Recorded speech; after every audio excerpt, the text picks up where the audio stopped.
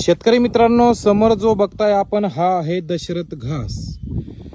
अद्याप भरपूर शेतकऱ्यांना याच्याविषयी माहिती नाही आणि भरपूर शेतकऱ्यांना याच्याविषयी माहिती पण आहे. तर हा सुबाबळीचा संकर आहे.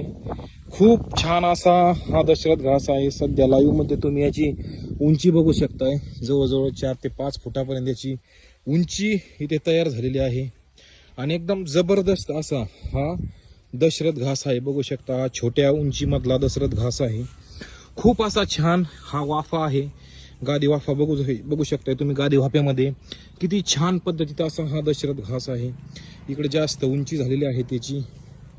आणि एकदा लागवड केल्याच्या नंतर शेतकरी मित्रांनो, आपल्याला कमीत कमी 5 ते 6 वर्षे दुबारा लागवड करण्याची गरज नाहीये. आपण फक्त याची कटिंग करून आपल्या सर्व प्रकारच्या पशूंसाठी हा चारा खाऊ घालू शकता. कुठलेही साईड इफेक्ट नाही. कुठल्याही जमिनीमध्ये एकदम सहजरित्या येणारा हा दशरथ